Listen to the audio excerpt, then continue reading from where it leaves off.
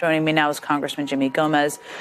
Thank you so much for being here with us. And we've talked about this. You've been kind enough to come on our show and talk about this and your efforts to get into this facility, to really advocate for access.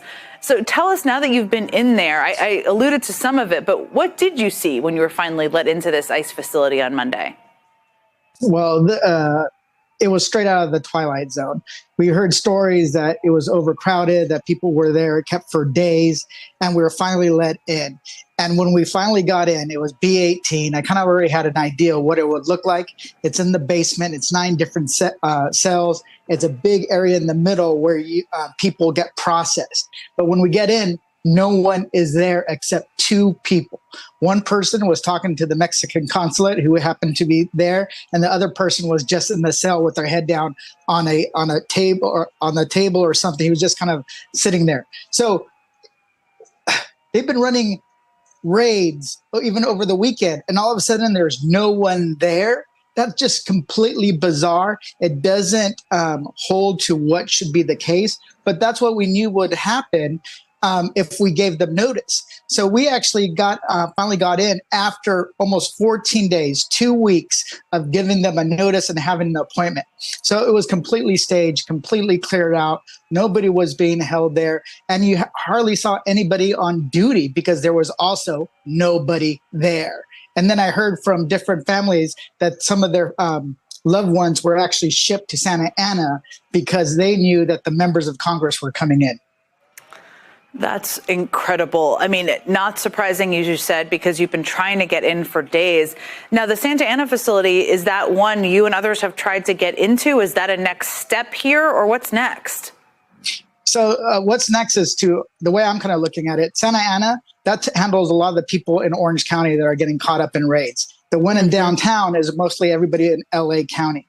What I've heard after that is from different family members that people started getting shipped back into the downtown facility. So what I'm going to do is kind of try to do show up according to the law that allows me to drop in without any notice to see what truly is going on there. Additionally, we're trying to track down families and find out how long their loved ones were held. A good example, when we were meeting with ICE in the detention facility, they told us that no one was held there more than 72 hours.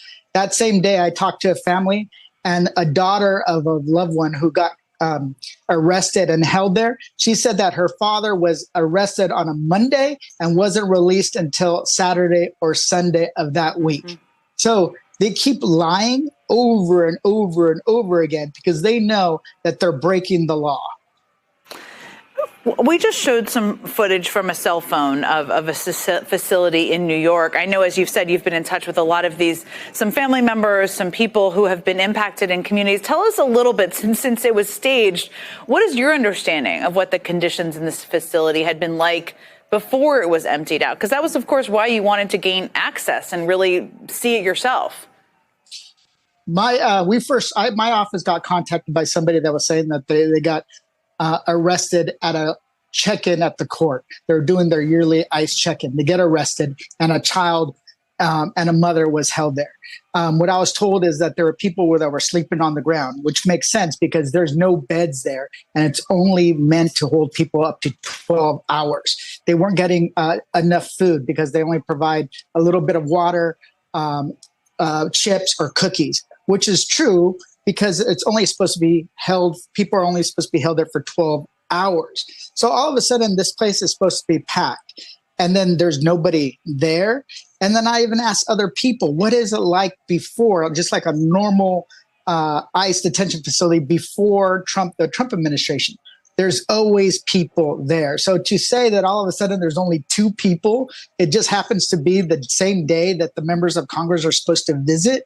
So that's what I'm talking about, is just a blatant lie and a cover-up, because they know that if we see what's really going on, that we can provide feedback to Congress, but also to the public on what's going on inside. Yeah,